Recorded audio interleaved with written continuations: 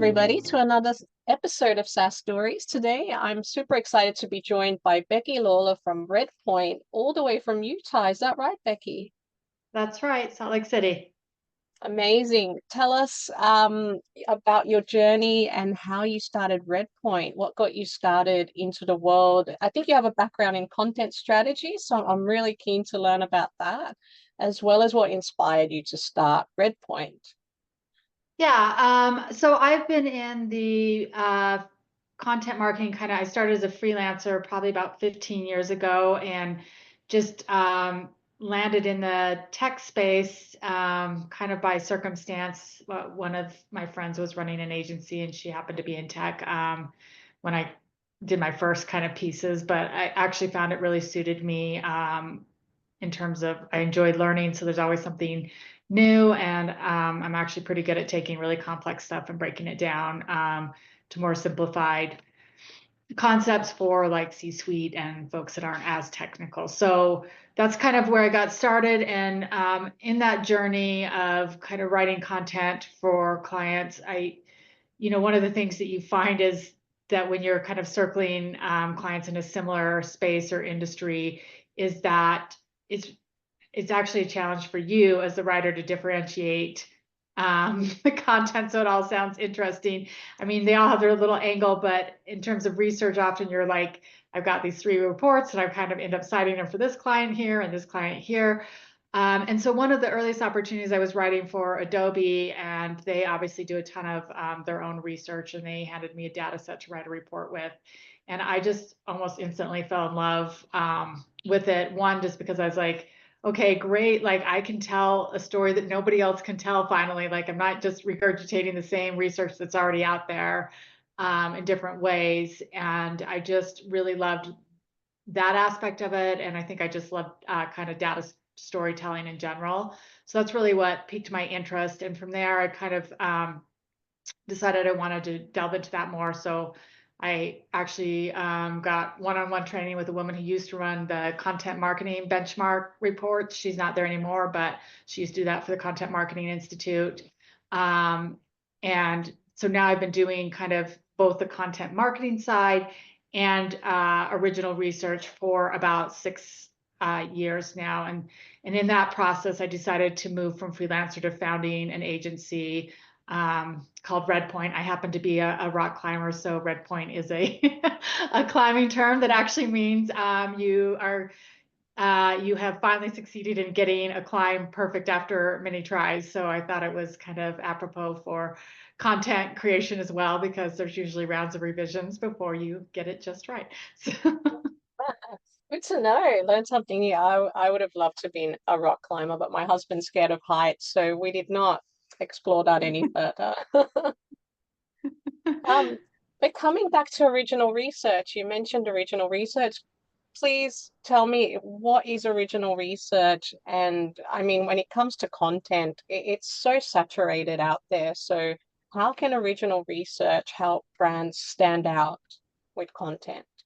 yeah, so I think to your point about what is original research, because I think sometimes that is a concept that isn't well defined or people don't know exactly what is meant by that. So what it means is in some way you are sharing research that is uniquely yours or owned by you. And I mentioned survey-based research. That's one type of original research, but it's certainly not the only type. I also work with companies a lot that maybe they have internal data, like for example, I have a client who does call analytics, and we've taken their call analytics anonymized data and looked at it across like the different industries that they collect it for, and done different reports that way, analyzing what the data is saying, maybe helping. A lot of times that's great for benchmarking, like, you know, these folks are seeing this. All right, where are you at on that scale? Are you above, below? So internal data is another one, but you can also take a third-party data set and analyze it so that you're coming up with unique, again, insights or analysis from that. For example, like a common one might be if you wanted to, or actually I was just on a webinar with a guy who'd gone to LinkedIn and he had reviewed 8,000 LinkedIn posts by different agencies to Wow. like decide to learn which type of post agencies were posting and which ones were getting the most engagement, and therefore to kind of come up with some ideas of what you should be doing to improve your LinkedIn engagement as an agency owner. So that would be another type of original research that maybe a lot of people wouldn't really think of. So the bottom line is any way that you're adding unique, original insights and analysis is original research.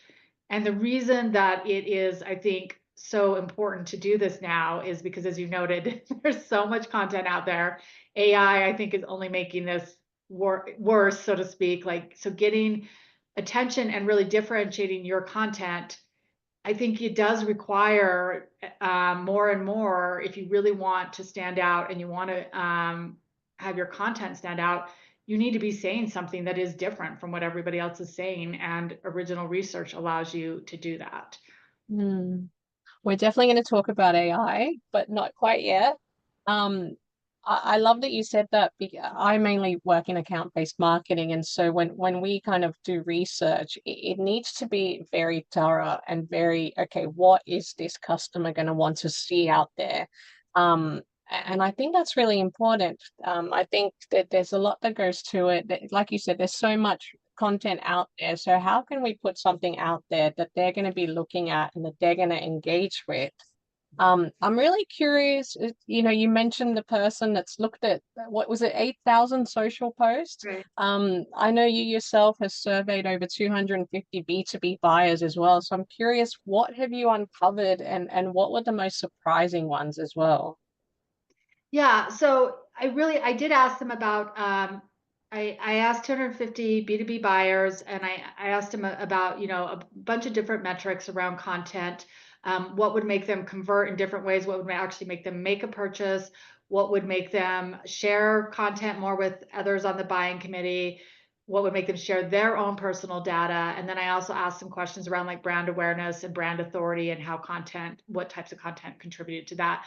And across the board, actually, original research, and I had a couple of different types of original research, and then I had things like just, how-to articles, educational content, case studies, so some other types of content as well. But across the board, on all of those questions, all the types of original research, whether that was survey-based or more of a data analysis, or even interviews with industry experts and peers, which we didn't that's kind of like it is still a type of original research because again, you're adding new insights that can't be found somewhere else to a conversation when you include interviews. So all of those scored the highest across the board, with folks saying they're 2.5 times more likely to share content that had original research in it, and 2 times more likely to share their personal data when they had original research in it. One of the most surprising findings, which was a little bit, and I'm going to keep the AI findings for later when we get to AI, but around the research was, I think there's this one thing, and I think one thing that holds a lot of companies back is this idea that research is really, really expensive. You've got to go with a big consultancy, to be reputable. You've got to use a third party to do this. And so I asked about brand owned research versus having third party research. And surprisingly, well, first 50% of respondents said they just didn't care either way. You could do third party or brand owned, and it didn't really matter. They didn't see one as more trustworthy or validated than the other. But of the other 50%, 29%, so essentially 30%, so a larger portion, actually said that brand owned research was more credible than third party. And I had a follow-up question in the survey, which was open-ended, about like, why? Why do you think that? And what it came back, which really does make sense, is that the brands had their reputations on the line. And when it was done with the third party, everybody knows that you're paying the third party to do the research. That's not really a secret. So they actually felt that the third parties were more likely to just bend to the will of the brand when they were doing the research because they were being paid to do it. Mm. So, so I thought that that was interesting, and just really, I think it's important for brands to know there's a lot of ways they can dip their toe into doing original research for content marketing, and they don't have to go out and, pay hundreds of thousands of dollars to a big consultancy to do it. In fact, I think there's a ton of benefits of actually doing, whether you use somebody behind the scenes, but still stamping your brand on it. I think there's a ton of benefits to having brand owned research and really building your own authority and brand awareness by doing that. Yeah, for sure. And so just exploring that a little bit more, what are some ways, B2B SaaS companies, for example, can go out there and do original research? You mentioned things like interviews and peer how-tos, and that's the kind of content that people seem to love. How can they go about that, and what else can they do to get that original research? Yeah, so I think interviews is the low hanging fruit, right? Like you don't, I mean, if you're in content, you should be able to interview people, and you could go out and do something like, eight CIOs on this topic, and then create a great report about all their different perspectives on whatever topic or problem or solution, the area that you wanted to focus on. So that one I think is a very easy one for people to do. There's just a little bit of time in, getting people to agree to do the interviews and doing the interviews. So a little more time resource there.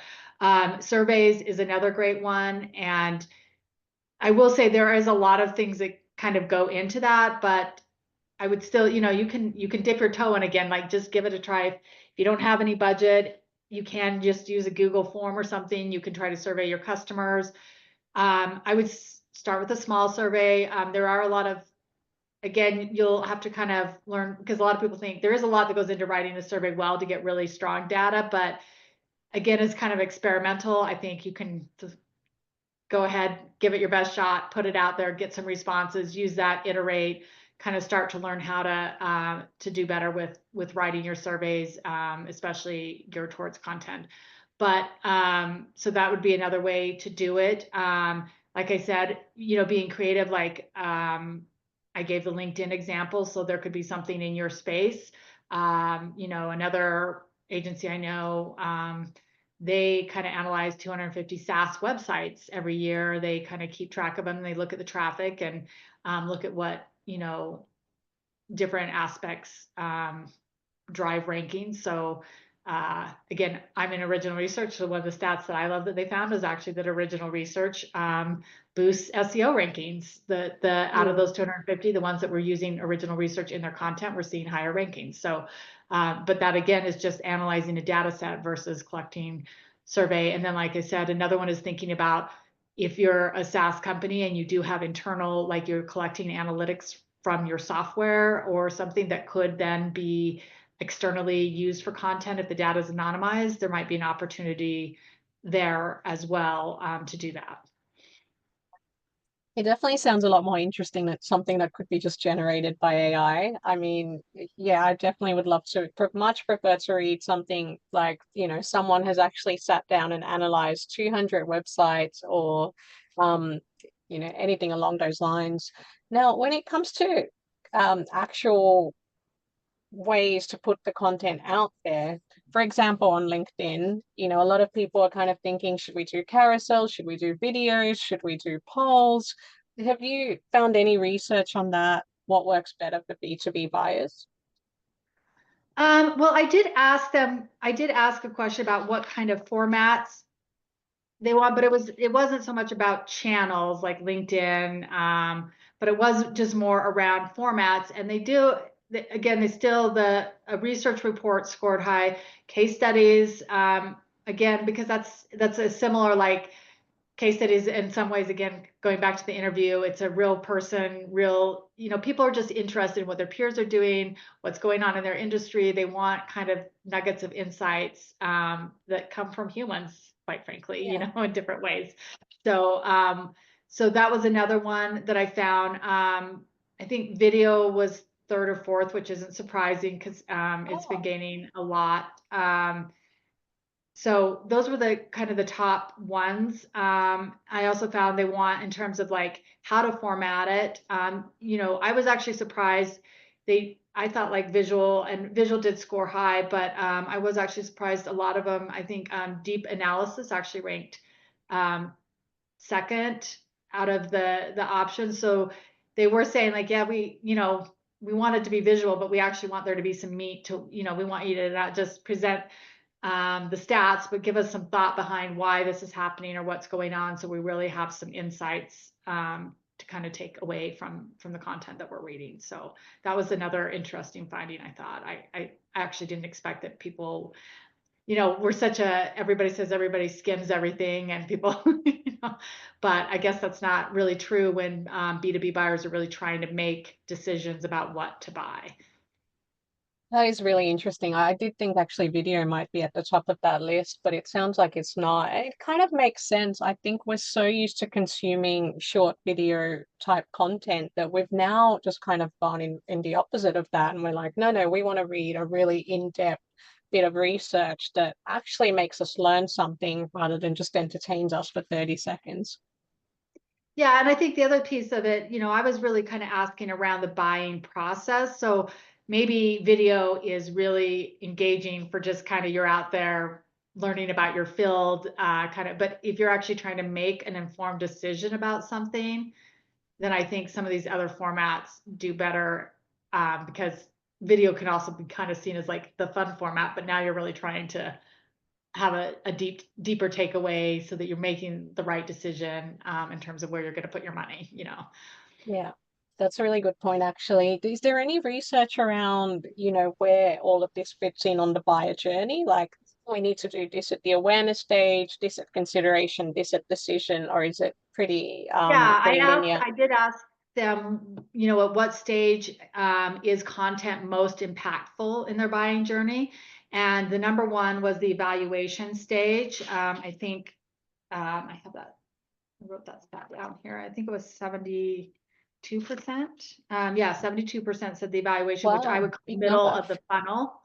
And Yeah. then second was 60% said early research, which would be top of funnel. Mm. So, but I was kind of surprised middle of the funnel was more impactful, I guess, because at that point they're really on their journey of like trying to find the right thing. So also that again points to going a little bit deeper with your content and your analysis and everything you're providing, that they are in a stage of really wanting to learn, not just have awareness. Yeah, no, that's really good to know. I actually remember reading a stat that said, before a buyer reaches out, they're typically 60% of the way through the buyer journey already. They've already done their own research. They've been on your website. They've, looked at this XYZ. And so it makes sense that when they're in that middle part is when they're seeking more in-depth content and analysis from what you can provide them. That makes sense. Um, what role does trust play, do you think, in B2B content? I feel especially with AI coming up, what can content creators do to raise trust and also humanize their brands?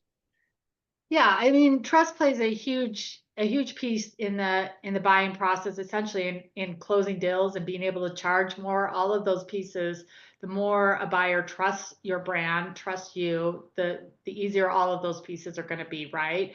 And I did ask, like, again, what type of content builds the most trust, and 93% of buyers said brands that invest in original research earn more of their trust. And again, I think this goes back to like they're showing their knowledge of the industry that they're in. They're showing their willingness to invest in that industry by actually doing research that's beneficial for everybody in the industry. And when you do this kind of original research, it's often really good for brand awareness too, which I think the more somebody's aware of a brand and has heard that name, that actually builds trust typically as well. So there's that piece of it. But there's also the piece I did ask about AI. This is where we'll get into the AI conversation, because I think, there's this kind of like, what happens if we use AI? Will we lose trust? Will we not lose trust? And I was really expecting that the answer would be yes, you'll lose trust. The buyers don't want AI, but I was surprised to find that about 60% of buyers, said they don't, 60% or so said they actually like AI generated content. Oh, And about a similar amount said, it doesn't have any impact on their trust of a brand. 61% said that. Now, you could flip that 39% then say it does have an impact on their trust for a brand, but the larger side, it doesn't. But based on what I would say though, is based on everything else in this, in my report and my findings, I don't think that buyers are saying that they want generic AI generated content. What I think they're saying is, I don't really care what tool you use behind the scenes. I do want quality. I do want to hear, from my peers. I do want research. I do want insights. I do want case studies. But if you're using AI to help input all those things and draft or create your headlines, or I don't really care. It's like, I don't care how the sausage is made as long as it tastes good. That's how I interpreted those findings. I wish I'd had one more follow-up question there, an open-ended one that really asked why. So definitely when I run this survey again next year, I'll be asking a little bit more of that, kind of to get their why they trust or why they don't care, to get a little more sense of that. Well, that's a big relief to hear that because I don't think anyone was planning to stop using AI for content. So few. Um, as you were talking about, original research playing a huge role in trust as well, I was thinking, maybe there's just more authenticity and, you're able to be more genuine with your content when you're using original research. So that could be another reason why it helps to increase trust. Yeah, and I think typically when you're publishing that type of report, at least when I work with my clients, we really are trying to keep it on the thought leadership level. So we're not being salesy at all in that content. It really is, here's the findings, here's what came out of it. Maybe we've interviewed some industry experts to weigh in on those findings, but it really is an elevated piece of content. So I think that helps build trust, because there's not, in those types of reports, there's typically not like a lot of selling, so to speak, going on. Yeah, yeah, that definitely helps. All right, let's talk about AI. Save the best for last. You touched on the fact that they don't care if it's AI generated as long as it is quality content. What else have you learned about AI from the survey, from the research? That was really all. I didn't have and it was almost a last minute question for me to throw in there. And like I said, I was so surprised with those. I was like, man, I should have asked more. So this year I will be asking more, but I only had those handful of questions around AI for this particular survey. And do you tend to use AI yourself? How have you found it's helped with productivity in your own line of work? Yeah, I do use AI, and I am of the belief, I know there's, I mean, I'm a writer first, and so I know there's a lot of controversy amongst my peers about whether to use it or not. But I am a believer that the technology is here to stay, and you can either embrace it and move forward, and I guess I'm kind of like, either you're going to be somebody that knows how to use the tech, or you will be replaced by somebody who knows how to use the tech. So I think that you have to, and it has increased my productivity. I also think it's also increased my quality. Quite frankly, it can be a great thought partner when you're working all by yourself. I mean, you have to take everything AI says with a grain of salt, but you know what? You have to take other human feedback with a grain of salt too. That's true. Like, I get feedback all the time on when you're doing writing, and sometimes you're like, that comment doesn't make any sense for what I'm trying to achieve here. I'm going to ignore this one, but this one makes a lot of sense. So I think AI is kind of the same way in that respect. But I think for just generating ideas, getting you going when you're stuck, I think it has a lot of benefits where it can increase productivity. And so I think, yeah, I've embraced it, and I think that it's really necessary as a marketer, as a content producer, to do so. I couldn't agree more. I couldn't agree more. And at least AI is completely honest. I remember I was using it to do some research, and I said, can you give me some stats or facts around, this particular topic? And it gave me something, and I said, where did you get this from? Like, give me the source where you took this from. And it pretty much told me, like, oh no, I actually made this up.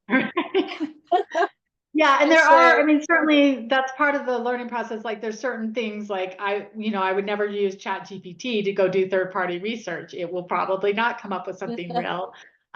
You still have to go validate, I always ask, if I do that, I ask for a link, and then I go validate whether the link exists and yeah. whether that research chat is there, and if it's, within the time frame of being usable, if it's with us than 2 years. But And I don't think it does a great job in some other aspects. Like I've also fed it transcripts and still had to make up quotes, even though I gave it the transcript. Yes. So, you know, and said, don't make up any quotes, use them directly from here. I will, refine it, but if it needs it. And so you do have to be careful, but there are a lot of ways that it can be used to increase productivity. Yeah, yeah. No, that's exactly my experience as well. I did exactly the same thing to me with the quotes as well. I'm like, is this from the actual transcript? No, it's not. I made it up. But I think I kind of my learning was I need to prompt it in a way that allows it to go out and get the research rather than kind of telling it find something that, is this, because then it will make it up. Yeah. And yeah, of course, double checking that as well. Um, Coming back to content marketing again, what are the biggest mistakes you've seen companies make when it comes to content marketing? Yeah, I think, one of them is really just that idea that the quantity over quality. I've even seen, like when you're talking about just getting traffic, I've seen companies where I was kind of like, well, I don't, their SEO plan is just to get people on high topics, but I'm like, I'd rather have less people coming to my website, and I think most brands this is true, that are actually going to be buyers than luring them in with topics and content that aren't really what they actually you know like I had one where I saw they were doing supply chain management, but they didn't actually sell any supply chain management software. They had an adjacent software. And I was like, somebody who's looking for supply chain management software isn't going to land on your site and then suddenly want to buy your software. Like, you'd be much better served, again, kind of going to that middle of the funnel content that buyers said they wanted and just sticking with what your narrow niche than trying to get people way up here in the funnel that will have adjacent needs because you do something in the supply chain, like, so I think that that's an important piece. Is just kind of chasing traffic. I think is a mistake that a lot of folks make, where you'd be better off really focusing, like you said, ABM, or just that, or even just creating quantity of more generic content versus investing in a few maybe more expensive, more resource intensive, but quality pieces that will actually just get more engagement than all of those, other pieces that were all generic, but you had more of them out there. So those would be some of the biggest mistakes that I see. Yeah, that's actually a really good point. I just remembered there's some companies I've seen that they're really just trying to jump on the next trending topic and tie it back to something like supply chain management software. Yeah, you kind of get the wrong traffic in that regard. But unfortunately, I think traffic is how a lot of companies measure success. Um, on the topic of measurement, what do you think are maybe some of the metrics that we should be looking at when it comes to content? Yeah, it is always challenging. I'm not going to say I have all the answers, because I think every marketer would say attribution is really challenging in general, and you never know which pieces of content are really doing what in the funnel, the way buyers' journeys are these days. But it is also one of the reasons that I expanded into original research, because I felt like it allowed me, one, I think it does generate a higher ROI for my clients, and it allowed my clients and myself to better track it. And one of those is because I think it does really well. Brand awareness is one, and the one way to track brand awareness is media mentions, PR mentions, and journalists are typically much more interested in a like a survey based or original research, quite frankly, because just like everybody else, they're trying to publish something new and interesting, and so you have it. So that's one way that my clients and I track kind of how engagement. Lead gen would be another one. Again, I know gated or not gated is controversial sometimes, but I do think, as my research showed, that when you invest in this kind of original research, it is one of the few types of content that I think justifies asking for personal emails and data, and one of the few types that people will give that up for. So, but then that's another way to track engagement. Shares, obviously, social shares on posts and things like that. Even if you're driving, even if the post isn't the article or the piece of content, if you're sharing a piece from it on social, seeing how that engages, I think helps tell you how you've done it. But the other way I think that it's important to also track your ROI is think about the different ways you can use one piece of content. For example, again, kind of going back to if you do this kind of cornerstone research report, it's, you can run webinars off it, and you can certainly track your webinar attendance. You can look at like how many pieces, like how is it being used in sales enablement? How is your sales team be able to use it? And then you can also use it. I've had a lot of companies where they've had a lot of success with their executives using the data to get speaking engagements. And sometimes they weren't even able to get speaking engagements at these certain trade shows or events previously, but once they had research, they were able to get those. So that's a little more out of the box, but it actually is another kind of brand awareness, lead gen piece of the funnel when you've got your executives out there at these trade shows and industry conferences presenting the data that you guys have collected. Yeah, that's really interesting. Is there any research on like in-person events, conferences, trade shows, again, coming together? I think webinars kind of went a little bit exhausting after a while with COVID happening. Are you finding that people are now getting drawn back into in-person events? I don't have any specific, I mean, I'm sure the research is out there. I didn't do it, but I'm sure there's research out there on how each of those is trending right at this moment. I do know just from my own experience with a lot of clients that that a lot of them have jumped back into the live events and have seen good results over the last week. So I do agree with you that I think there is kind of a webinar online fatigue and a desire to have a little more human connection. Yeah, yeah, no, I'm definitely seeing the same kind of numbers as well. I think webinar registrations versus webinar attendance, that percentage used to be much higher pre-COVID days. Now it's like 30 to 40% will turn up to the webinar and the rest just kind of go, yeah, send me the recording afterwards. Where can people listening get their hands on your research? How can they go about finding it?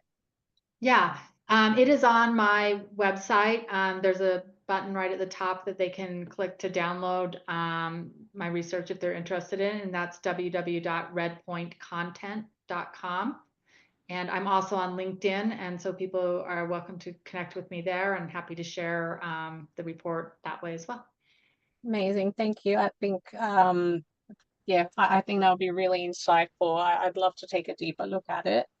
Um, Becky, my last question to you, it's a question I ask every guest, is if you could go back in time, what advice would you give to your younger self? How would you do things differently?